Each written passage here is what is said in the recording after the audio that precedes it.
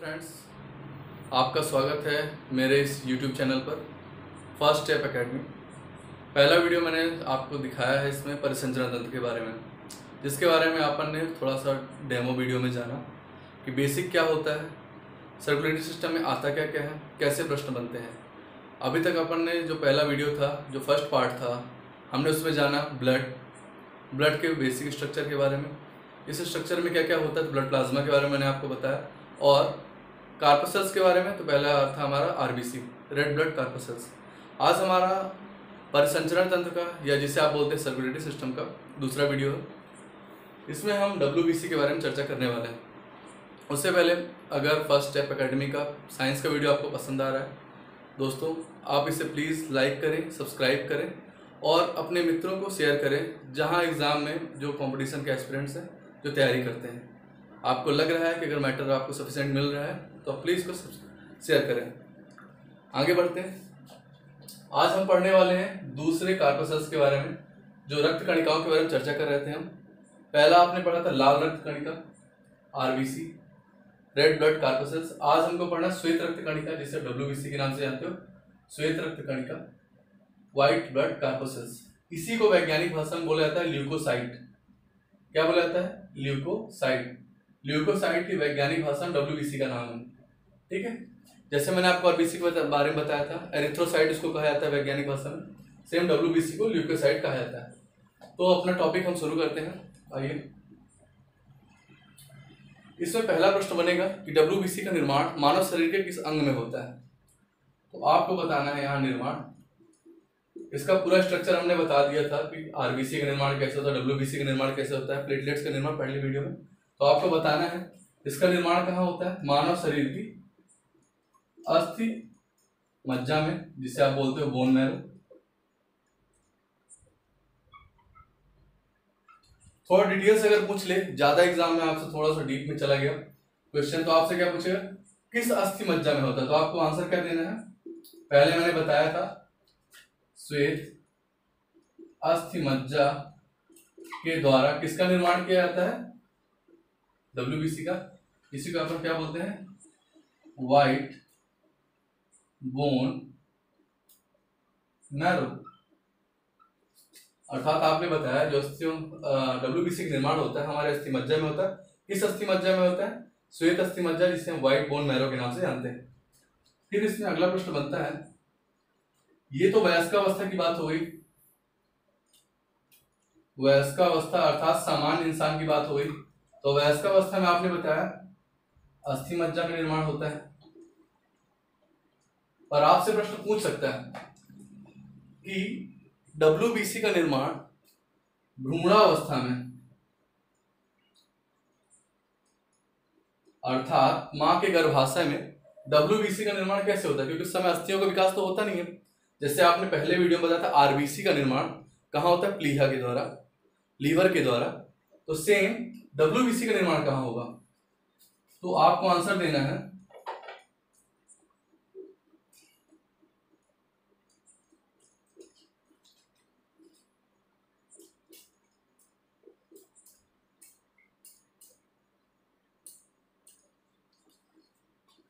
Thymine और pineal ग्रंथि के द्वारा। थायमीन ग्रंथि और पीनियल ग्रंथि के द्वारा डब्ल्यूबीसी का निर्माण भ्रूणावस्था के दौरान होता है। अब ये थायमीन कहां पाई जाती है ग्रंथि? यह एक अंतःस्रावी ग्रंथि है जो कि हृदय, जिसे आप हार्ट बोलते हो, हार्ट के ऊपर स्थित होती है, जबकि पीनियल ग्लैंड जो होती है पश्च मस्तिष्क वाले भाग में स्थित होती है। पश्च मस्तिष्क, या इसे बोलते हैं हाइंड ब्रेन। ठीक है, तो भ्रूणावस्था की बात हो रही है। शिशु अगर भ्रूणावस्था में है तो डब्ल्यूबीसी का निर्माण कैसे होगा, अस्थियों का विकास नहीं होता। तो थायमीन ग्लैंड और पीनियल ग्लैंड के द्वारा इस डब्ल्यूबीसी का निर्माण किया जाता है, ताकि भ्रूणावस्था के दौरान जो शिशु है जीवाणुओं और विषाणुओं से अपने शरीर की रक्षा कर सके। ठीक है, अब इसकी बात करते हैं पीनियल ग्रंथि। थोड़ा सा स्ट्रक्चर जान लेते हैं, बाकी अपन पढ़ेंगे एंडोक्राइन ग्लैंड के बारे में बहुत सारी डिटेल जानकारी। पीनियल ग्लैंड आपने बताया पश्च मस्तिष्क में होती है। जैसे जैसे उम्र बढ़ती आती है, यह मस्तिष्क से धीरे धीरे आपके 8 से 10 वर्ष की अवस्था में समाप्त हो जाती है। और थायमिन जो हार्ट के ऊपर होती है, आपकी जैसे जैसे वयस्कावस्था आती आती वृद्ध होते जाते हैं, धीरे धीरे ये समाप्त होती है। ऐसा वैज्ञानिकों का मानना है कि अगर थायमिन ग्रंथि के क्षरण को, ह्रास को रोक लिया जाए तो संबंधित व्यक्ति की कभी मौत नहीं होगी, अर्थात वो कभी वृद्ध नहीं होगा। वृद्धावस्था के बाद, जरावस्था के बाद मृत्यु होती है। अगर थायमिन को रोक लिया जाए, इसका ह्रास रोक लिया जाए, डेप्रिसिएशन इसका रोक लिया जाए, तो संबंधित व्यक्ति का कभी विघटन नहीं होगा, ऐसा वैज्ञानिकों का मानना है। तो आपने बताया वयस्कावस्था के दौरान डब्ल्यूबीसी निर्माण का होता है अस्थि मज्जा में, और भ्रूणावस्था के दौरान थायमिन और पीनियल ग्लैंड के द्वारा इसका निर्माण किया जाता है। इसका स्क्रीनशॉट ले लें नोट्स बनाने के लिए। आगे बढ़ते हैं अपन।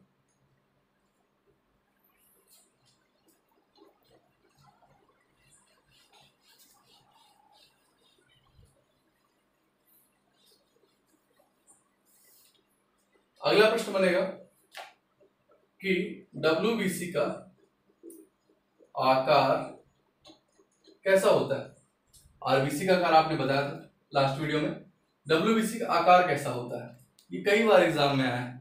उभयावतल होती है, अवतल होती है, अमीबा की भांति होती है, प्रोटोजोआ की भांति होती है। तो इसका आंसर होगा यह अमीबा की संरचना का होता है, अर्थात अमीबा का कोई आकार नहीं होता, तो इसे बोला जाएगा, इसे निराकार कहा जाता है, अर्थात जिसका कोई आकार न हो, अर्थात डब्ल्यूबीसी का कोई निश्चित आकार नहीं है, यह निराकार है। ठीक। फिर आपसे क्वेश्चन बनेगा कि डब्ल्यूबीसी का कार्य क्या है।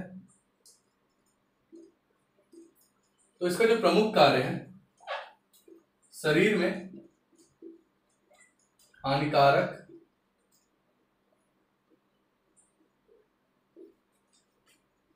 जीवाणुओं और विषाणुओं से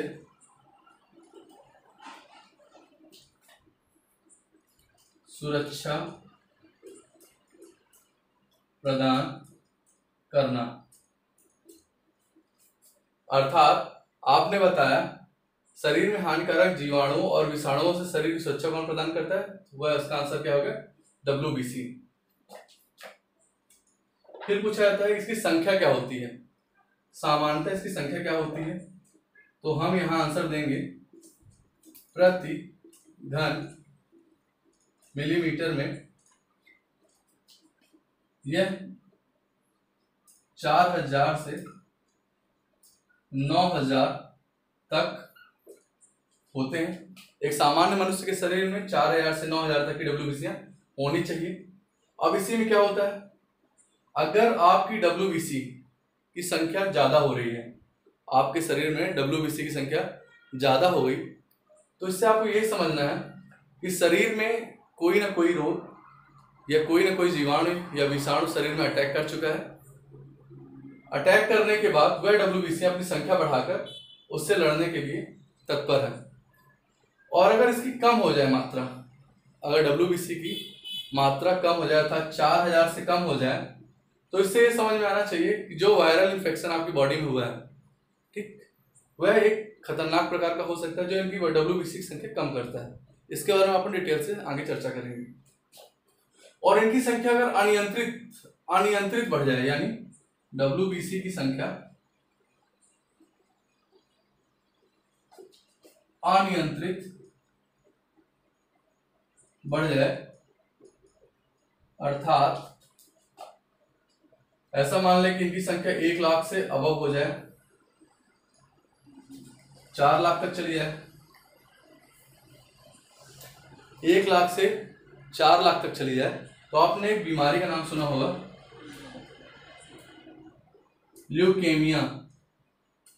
तो संबंधित व्यक्ति उस समय ल्यूकेमिया नाम के रोग से ग्रसित हो जाता है। ल्यूकेमिया रोग में क्या होता है, जो डब्ल्यूबीसी की संख्या होती है वह 1 लाख से 4 लाख तक बढ़ जाती है। इतनी बात समझ में आई आपको। डब्ल्यूबीसी का आकार कैसा होता है, यह अमीबा की संरचना का होता है, अर्थात अमीबा कोई आकार नहीं होता, यह निराकार होता है। कार्य, शरीर में हानिकारक जीवाणुओं और विषाणुओं से शरीर को सुरक्षा प्रदान करने का कार्य कौन करता है, डब्ल्यूबीसी प्रदान करती है। फिर इसकी संख्या कितनी होती है, तो प्रति घन मिलीमीटर में आप बताया एक सामान्य मनुष्य के शरीर में 4000 से 9000 तक होनी चाहिए। अगर WBC की संख्या अनियंत्रित रूप से बढ़ जाए अर्थात 1 लाख से 4 लाख तक हो जाए तो वह व्यक्ति कैसे किस रोग से ग्रसित होता है? ल्यूकेमिया नामक रोग से ग्रसित होता है। स्क्रीनशॉट ले लीजिए, आगे बढ़ते हैं।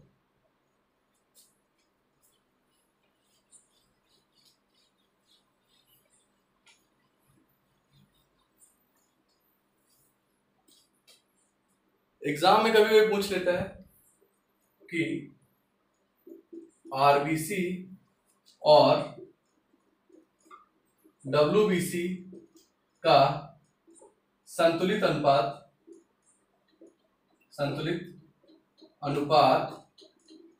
क्या होता है? तो आपको पता होगा कि RBC की संख्या मैंने बताई थी लगभग 3.5 लाख से 4.5 लाख तक, अर्थात उनकी संख्या बहुत ज्यादा। और रेत की संख्या कितनी बताई मैंने? 4000 से लगभग 9000 तक सामान्य मनुष्य के शरीर में, अर्थात इनकी संख्या काफी ज्यादा है और इनकी संख्या कम। तो 600 RBC की तुलना में एक WBC होती है।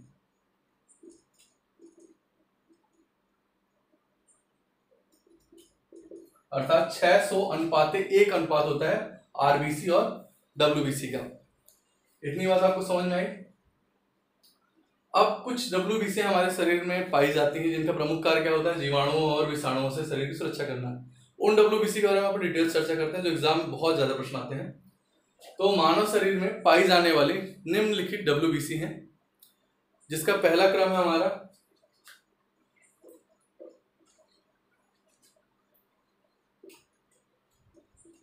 मोनोसाइट प्रकार के WBC।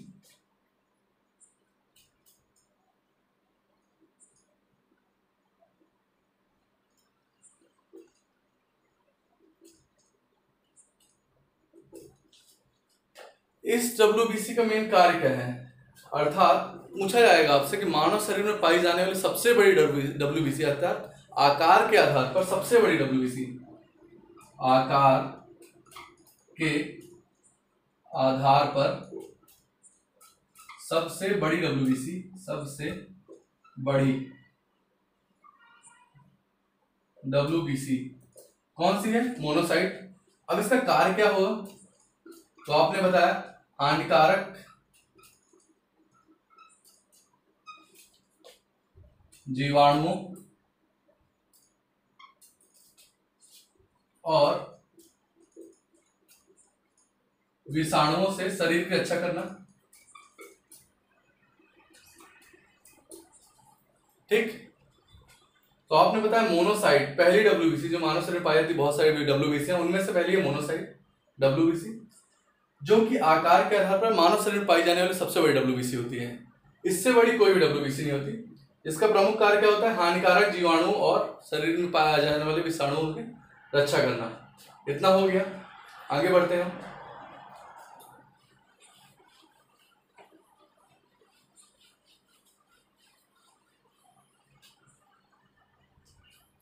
दूसरी WBC हमारी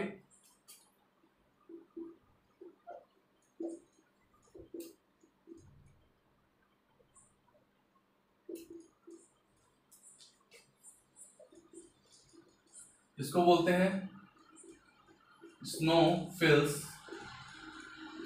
WBC। यह WBC मानव शरीर में पाई जाती है।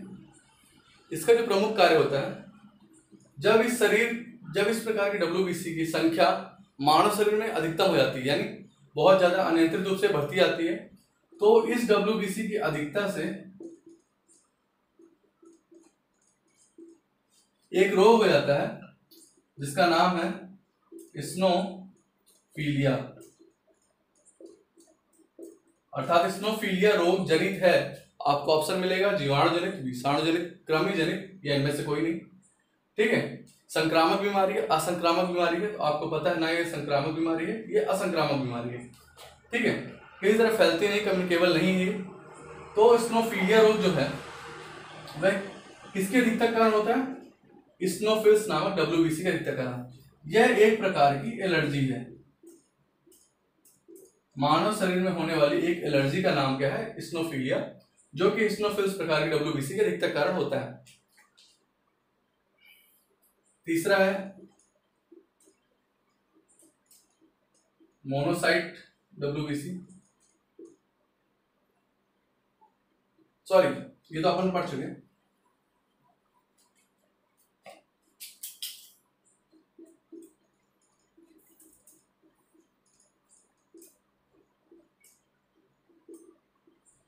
न्यूट्रोफिल्स प्रकार के WBC, इसके बारे में अपन चर्चा करते हैं। न्यूट्रोफिल्स यह मानव शरीर में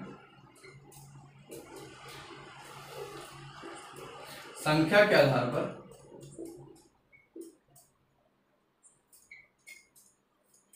सर्वाधिक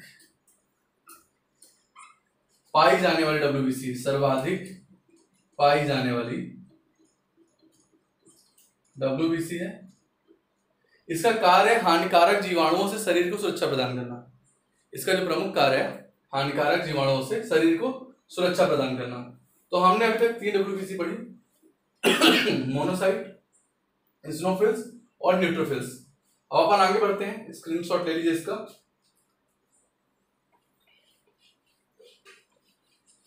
अगली बहुत महत्वपूर्ण, बहुत ही ज्यादा महत्वपूर्ण WBC है, इसका नाम है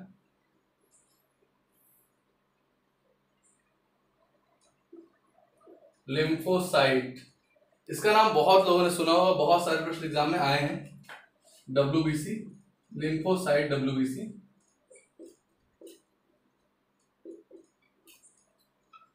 लिम्फोसाइट प्रकार के WBC। इससे पहला प्रश्न क्या बनेगा? पहला प्रश्न क्या बनेगा? मानव शरीर में पाई जाने वाली सबसे छोटी WBC। आपने अभी पढ़ा सबसे बड़ी WBC कौन सी थी? मोनोसाइट। तो ये क्या है पहला प्रश्न, सबसे छोटी WBC है। पहला प्रश्न तो यही बन गया आपका। कार्य के आधार पर, अर्थात इसका जो कार्य होता है क्या होता है, तो आपने बताया जो WBC होती है प्रमुख कार्य होता है हानिकारक जीवाणु और विषाणु शरीर की रक्षा करना। बहुत बढ़िया। पर इसका प्रमुख कार्य क्या है? कार्य के आधार पर, इसका जो कार्य होता है, कार्य के आधार पर इसे प्रतिरक्षा तंत्र का सिपाही कहा जाता है। इम्यून सिस्टम को सिक्योर करने वाला, इम्यून सिस्टम को इंक्रीज करने वाली लिम्फोसाइट कौन सी होती है? यानी इम्यूनिटी को बढ़ाने वाला, इम्यूनिटी को सुरक्षित रखने वाली WBC कौन सी है? लिम्फोसाइट। वर्तमान समय में कोरोना काल चल रहा है, सबसे ज्यादा इम्यूनिटी की जरूरत है और इम्यूनिटी बढ़ाने का काम कौन से करती है? लिम्फोसाइट। अब लिम्फोसाइट से प्रश्न बनेंगे, ठीक है। तो इतना आपने लिख लिया। अब लिम्फोसाइट को थोड़ा डिटेल से समझाने वाला हूं। ये पॉइंट लिख लीजिए कि सबसे छोटी WBC है और कार्य के आधार पर प्रतिरक्षा तंत्र का सिपाही, यानी प्रतिरक्षा तंत्र इम्यून सिस्टम को बढ़ाने का, सिक्योर करने का यही करती है। अब अपन थोड़ा पढ़ने वाले हैं लिम्फोसाइट के बारे में ढंग से। तो आपने बताया लिम्फोसाइट ये प्रतिरक्षा तंत्र का सिपाही है, ठीक, प्रतिरक्षा तंत्र का सिपाही। अब ये कैसे कार्य करता है? तो मानव शरीर में जो लिम्फोसाइट है वह 2 प्रकार की होती है। एक होती है बी लिम्फोसाइट, एक होती है टी लिम्फोसाइट। ये दोनों लिम्फोसाइट शरीर में आए हुए हानिकारक जीवाणु और विषाणु जो शरीर को हानि पहुंचा सकते हैं, विभिन्न प्रकार के रोग दे सकते हैं, उनसे सुरक्षा प्रदान करता है। अब बी और टी में अंतर क्या है? तो अल्प समय में, यानी कम समय में होने वाली जो बीमारी होती है, यानी कम समय के लिए, एकदम शॉर्ट टर्म के लिए होती है, जैसे सर्दी, खांसी, जुकाम, बुखार, वायरल फीवर। तो जब आपको कम समय के, बहुत लिमिटेड समय के लिए कोई बीमारी आ जाती है, कोई वायरल आ जाता है, आपके इन्फेक्शन हो जाता है, उस समय बी लिम्फोसाइट एक्टिव हो जाती है और उससे आपके बॉडी को सुरक्षा करती है, सिक्योर प्रदान करती है। क्योंकि प्रतिरक्षा तंत्र का इम्यून सिस्टम को बढ़ाना है, तो इससे बचाने के लिए, यानी शॉर्ट टर्म की बीमारियों को बचाने के लिए बी लिम्फोसाइट हेल्प करती है। सेम इसी प्रकार जस्ट अपोजिट टी लिम्फोसाइट, यह लंबे समय, यानी ज्यादा समय तक की जो बीमारी हमारे शरीर को हानि पहुंचाती है, बहुत लंबे समय तक हमारे शरीर में रहती हैं, लंबे समय तक की बीमारियों से शरीर की रक्षा करना, शरीर की रक्षा करना इसका कार्य होता है टी लिम्फोसाइट, अर्थात यह मानव शरीर की सबसे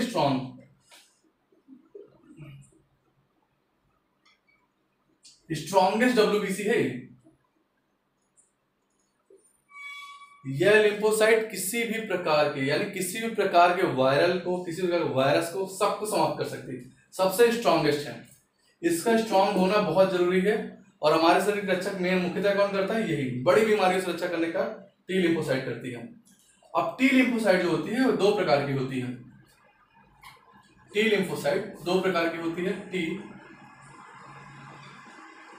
लिम्फोसाइट की बात मैं कर रहा हूं, यह होती है एक T4 और एक होती है T8। T4 ये भी लंबे समय तक की बीमारी से रक्षा करती है, पर ये कोई भी अगर आपके शरीर में कोई वायरस आया तो सबसे पहले T4 वहां जाएगा, आपके बॉडी में वायरस आ गया, आप बीमार होने वाले हो, T4 उन वायरसों को पकड़ेगा और उनको मारना शुरू कर देगा। तो T8 की जरूरत नहीं पड़ती, आपके शरीर की प्रारंभिक रक्षा कौन कर रहा है, T4 प्रकार की WBC। अब क्या होता है, कोई ऐसा खतरनाक टाइप का वायरस आ गया जैसे HIV, मान लो आपके शरीर में HIV नाम का वायरस आ गया, T4 इनको प्रारंभिक अवस्था पकड़ के क्या करेगा, मारना शुरू करेगा, HIV को मारना शुरू किया। अब HIV के साथ क्या है, वो समझ गया कि मैं T4 से नहीं जीत सकता, तो आपके शरीर में शांति से सुरक्षित कहीं एक जगह बैठ जाएगा। ठीक, अब T4 को लगे ये विषाणु खत्म हो गया, हमने इसको मार दिया। अब ये आपके शरीर के साथ क्रिया करता रहेगा और धीरे धीरे अपनी संख्या क्या कर लेगा, बढ़ाता जाएगा, क्योंकि पहले कम संख्या से जीत नहीं पा रहा था। अब ये संख्या बढ़ाने के बाद चारों तरफ से T4 प्रकार की लिम्फोसाइट को घेरेगा। ये तो है, पर सबसे स्ट्रॉन्गेस्ट तो T8 है, क्योंकि ये अगर हार गया तो इसको मैसेज पहुंचा सकते हैं। तो इनका वायरस क्या करते हैं, सबसे पहले T4 को चारों तरफ से घेरते हैं और इनको मार देते हैं, क्योंकि इनकी संख्या बहुत ज्यादा, T4 की संख्या कम हो गई। अब ये यहां से मैसेज नहीं पहुंचा पाते, अगर मैसेज पहुंच गया तो T8 आप कोई भी प्रकार का वायरस समाप्त कर सकता है, पर यहां मैसेज नहीं पहुंचा। अब T8 शांत से बैठा हुआ है, T4 मर चुका है। अब इनकी संख्या लगातार बढ़ती जा रही है, अब इनकी संख्या बहुत ज्यादा हो गई, तो ये T4 के बाद कहां अटैक करेंगे, T8 में। फिर T8 प्रकार की WBC जो आप लिम्फोसाइट बोलते हो उसको ये मार देते हैं, और आपका जो इम्यून सिस्टम है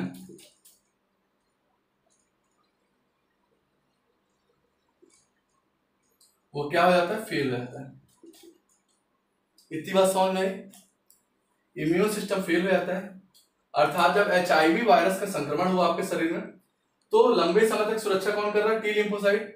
टी लिम्फोसाइट दो प्रकार के, T4 को HIV वायरस ने मार दिया और T8 को मार दिया। इसके बाद आपका इम्यून सिस्टम फेल हो गया। अब आपका इम्यून सिस्टम जब फेल हो जाता है तो आपका प्रतिरक्षा तंत्र निष्क्रिय हो गया ना, प्रतिरक्षा तंत्र निष्क्रिय हो गया। अब आपके अंदर इम्यूनिटी की नाम की कोई चीज नहीं बची, इन्होंने क्या किया, इम्यूनिटी आपकी समाप्त कर दी। अब आपको कोई भी रोग हो जाए, कोई भी छोटी मोटी बीमारी हो जाए, आपका प्रतिरक्षा तंत्र सक्रिय नहीं है तो आपकी या किसी व्यक्ति की, संबंधित व्यक्ति की मृत्यु हो जाती है। इस अवस्था को, अर्थात जब आपकी लिम्फोसाइट प्रकार की WBC समाप्त होती है और प्रतिरक्षा तंत्र निष्क्रिय हो जाता है, इस अवस्था को कहा जाता है एड्स। इसको क्या बोलते हैं फुल फॉर्म में, इतना आपने समझा, फिर से डिटेल समझा देता हूं। लिम्फोसाइट प्रकार की WBC जो मानव शरीर की पाई जाने वाली सबसे छोटी WBC होती है, इसका मुख्य कार्य होता है प्रतिरक्षा तंत्र का सुरक्षा करना और इसे प्रतिरक्षा तंत्र का सिपाही कहा जाता है। लिम्फोसाइट दो प्रकार की होती है, जो इम्यूनिटी सिस्टम की रक्षा करती है, इम्यूनिटी को बढ़ाती है, जिन्हें क्रमशः बी और टी लिम्फोसाइट कहा जाता है। बी लिम्फोसाइट यह कम और अल्प समय के शॉर्ट टर्म होने वाली बीमारियों से शरीर की सुरक्षा करता है, और टी लिम्फोसाइट लंबे समय तक की बीमारी सुरक्षा करता है। अब हमने उदाहरण लिया टी लिम्फोसाइट का, तो हमने बताया टी लिम्फोसाइट दो प्रकार की होती है जो लंबे समय तक बीमारियों की शरीर से रक्षा करती है। अब टी कौन सी हुई, T4 और T8 हुई। अब हमने एक वायरस लिया HIV, जिसका नाम क्या है, human immuno virus deficiency virus है, यानी इम्यूनिटी डिफिशियंसी यानी कम करने की बात कर रहा है। इस वायरस ने T4 पर अटैक किया। T4 एक स्ट्रॉन्गेस्ट है, आपने कहा बहुत स्ट्रांग होती है। इसने प्रारंभिक दौर पे क्या किया, वायरसों को समाप्त कर दिया, पर जब ये शांत हो जाते हैं, वायरस आपके शरीर में एक जगह बना लेते हैं, T4 चला जाता है, उसके बाद संख्या बढ़ा के T4 पे हमला करते हैं और T4 पे समाप्त कर देते हैं। अब T4 समाप्त होने पर T8 तक मैसेज नहीं पहुंचा पाती और ये T8 पे भी हमला कर देते हैं और इसको मार देते हैं। इससे स्ट्रॉन्गेस्ट कोई WBC नहीं। ये आपके शरीर की सबसे बड़ी प्रतिरक्षा तंत्र का सिपाही होता है। अब ये समाप्त हो गया तो आपका इम्यून सिस्टम क्या हो गया, फेल हो गया ना, निष्क्रिय हो गया। अब आपका इम्यून सिस्टम निष्क्रिय हो गया तो कोई भी छोटी मोटी बीमारी आपके शरीर को हानि पहुंचा सकती है, आपको बीमार कर सकती है और मृत्यु का कारण बन सकती है। इसी प्रकार यानी प्रतिरक्षा तंत्र का फेल होने की जो कंडीशन होती है, उस कंडीशन को क्या बोला जाता है, एड्स। ठीक, यानी आपका प्रतिरक्षा तंत्र निष्क्रिय हो गया, कोई बीमारी आप पर हमला कर दी और आपका शरीर से लड़ नहीं पा रहा है, उस अवस्था को, अर्थात एड्स कोई बीमारी नहीं है, यह एक स्टेज है जब आपका इम्यून सिस्टम फेल हो जाता है। इसका स्क्रीनशॉट ले लीजिए। आगे बढ़ते हैं, थोड़ा सा एड्स के बारे में जान लेते हैं। यहाँ पर क्वेश्चन जो आते हैं,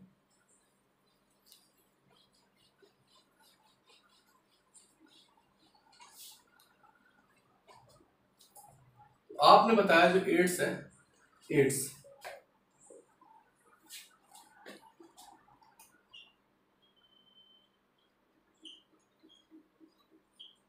एड्स का फुल फॉर्म हमेशा एग्जाम में आता है, सबको पता है क्या होगा इसका full form, acquired immuno deficiency syndrome. अर्थात आपके शरीर में जो आवश्यक इम्यूनिटी है उसकी डिफिशियंसी हो जाना वाली बीमारी क्या कहलाती है, एड्स कहलाती है। अर्थात ये कंडीशन है कि आपकी इम्यूनिटी वीक हो गई है, अब आपके शरीर में कोई भी रोग हमला कर सकता है। ठीक, फिर पूछा जाता है आपसे एग्जाम में, हमेशा प्रश्न बनते हैं, एड्स रोग के जांच के लिए, अर्थात एड्स की जांच के लिए कौन से टेस्ट कराए जाते हैं, टेस्ट कौन कौन से हैं? तो दो टेस्ट मुख्यतः हैं, जिससे क्रमशः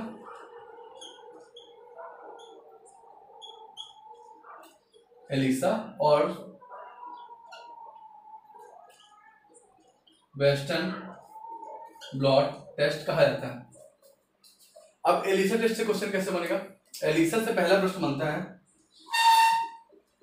एड्स रोग की प्रारंभिक जांच के लिए कौन सा टेस्ट कराया जाता है, यानी प्रारंभिक जांच के लिए स्टार्टिंग कंडीशन में कौन सा टेस्ट कराया जाता है। तो आपने बताया एड्स रोग की प्रारंभिक जांच के लिए एलिसा टेस्ट कराया जाता है। फिर आपसे पूछा था एलिसा टेस्ट जो होता है किस पर आधारित होता है, यानी आपकी बॉडी का कौन सा पार्ट इसमें टेस्ट किया जाता है। तो आपको इसका फुल फॉर्म पता होना चाहिए, जो है बहुत जरूरी है, उससे आप पकड़ लोगे। तो एलिसा का फुल फॉर्म क्या है, एंजाइम लिंक्ड इम्यूनो सॉल्वेंट एसे। तो आपने बताया कि एलिसा का फुल फॉर्म है एंजाइम लिंक्ड इम्यूनो सॉल्वेंट एसे। तो आपसे मैं प्रश्न पूछ रहा हूं कि एलिसा टेस्ट जो होता है, जो प्रारंभिक जांच होती है एड्स रोग के उपचार के लिए, किस पर आधारित होता है। आपके ऑप्शन है प्रोटीन, विटामिन, कार्बोहाइड्रेट और चौथा है एंजाइम। तो आपने इसका फुल फॉर्म, या मैंने इसका फुल फॉर्म क्या समझा दिया आपको, एंजाइम लिंक्ड। किस पर आधारित है, एंजाइम पे, अर्थात बॉडी से एंजाइम निकाला जाता है, एंजाइम का टेस्ट किया जाता है और एक फर्स्ट स्टेज होती है टेस्ट करने की। तो इसका आंसर क्या होगा, एंजाइम। अर्थात जो एलिसा टेस्ट होता है वो एंजाइम आधारित होता है। फिर आपसे प्रश्न बनेगा कि एड्स रोग की पुष्टि के लिए, यानी एड्स हो चुका है, इसकी फाइनलाइज कौन करेगा, रोग की पुष्टि के लिए, यानी एड्स रोग हो चुका है उसकी फाइनल करने के लिए डॉक्टर कौन सा टेस्ट कराता है, वेस्टर्न ब्लॉट। ये पूछा जाएगा एड्स रोग की पुष्टि के लिए कौन सा टेस्ट कराया, तो आपने बताया वेस्टर्न ब्लॉट टेस्ट। यह टेस्ट किस पर आधारित होता है, तो यह टेस्ट जो होता है मानव शरीर में, यह प्रोटीन पर आधारित होता है। किस पर आधारित होता है, प्रोटीन, यानी प्रोटीन का टेस्ट होता है। आपको पता होगा कि जो एंजाइम होता है, आगे मैं पूरी डिटेल समझाऊंगा, एंजाइम का निर्माण प्रोटीन से ही होता है। ठीक, प्रोटीन का ही क्या अवयव है ये, आगे डिटेल समझेंगे। तो प्रोटीन पर आधारित टेस्ट कौन सा होता है, वेस्टर्न ब्लॉट टेस्ट। रोग की पुष्टि के लिए अर्थात एड्स रोग की पुष्टि के लिए कौन सा टेस्ट कराया जाता है, वेस्टर्न ब्लॉट टेस्ट। एड्स की पुष्टि के लिए जो वेस्टर्न ब्लॉट टेस्ट किया जाता है वह किस पर आधारित होता है, प्रोटीन पर आधारित होता है। इतनी बात समझ में आई, दो टेस्ट के बारे में हमने डिटेल से चर्चा की। स्क्रीनशॉट ले लीजिए इसका, आगे बढ़ते हैं।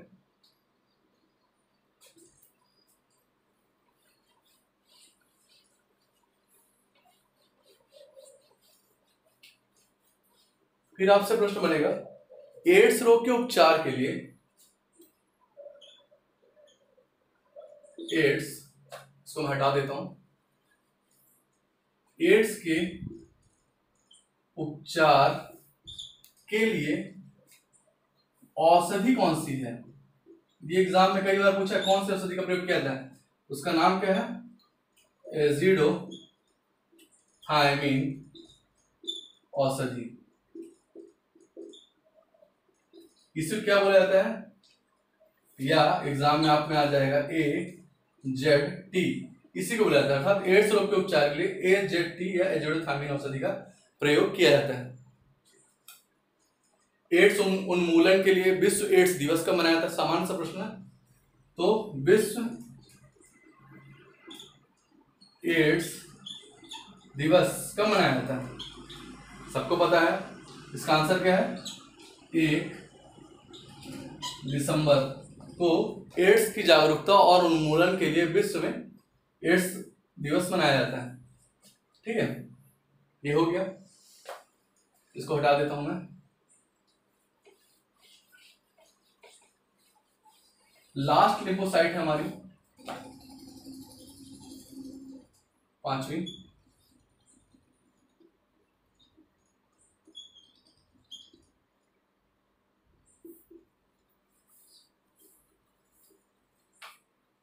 सॉरी फिर से हमने मिस्टेक कर दी। न्यूट्रोफिल्स तो हम पढ़ चुके हैं। लास्ट है हमारी क्या, ये थोड़ा सा इंपॉर्टेंट है इसलिए इसको बताना जरूरी है, बैसोफिल्स। बैसोफिल्स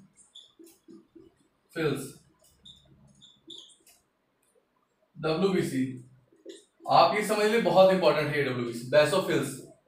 यह WBC मानव शरीर में 2 पदार्थों का निर्माण करने में उत्तरदायी है, जिसे कहते हैं हिपैरिन और हिस्टामिन। अर्थात बैसोफिल्स के द्वारा हिपैरिन और हिस्टामिन नामक 2 पदार्थ का निर्माण किया जाता है। हिपैरिन जो होता है धमनी और शिराओं में रक्त को तरल अवस्था में बनाए रखता है, अर्थात यह जमने नहीं देता। अर्थात ब्लड के क्लॉट बनने की संभावना कम कौन करता है, हिपैरिन। यह हमेशा तरल फॉर्म में इसको बनाए रखता है, हिपैरिन पदार्थ। हिस्टामिन का ज्यादा यूज नहीं है, ये स्टमक आगे अपन पढ़ेंगे। स्टमक से निकलने वाले, स्टमक यानी आमाशय, आमाशय के चारों ओर जठर ग्रंथियां पाई जाती हैं, गैस्ट्रिक ग्लैंड पाई जाती हैं, जिससे गैस्ट्रिक जूस का स्रावण होता है, जिसे आप बोलते हैं जठर रस। जठर रस के स्रावण में यह आमाशय की हेल्प करता है, कौन, हिस्टामिन। और जो इसके प्रमुख कार्य आगे अपन चर्चा करेंगे। तो ये आपने यहाँ WBC के बारे में कुछ जाना, इससे रिलेटेड जो भी प्रश्न एग्जाम में आते हैं मैंने आपको बताया, और जो जो प्रश्न इसमें बन सकते हैं उसकी संभावनाएं हमने यहाँ खोजी, और कैसे कैसे प्रश्न होते हैं वो आपको मैंने बताया। अगर आपको वीडियो पसंद आए तो आप इस वीडियो को लाइक करें, सब्सक्राइब करें और अपने दोस्तों के साथ शेयर करें। Thank you so much.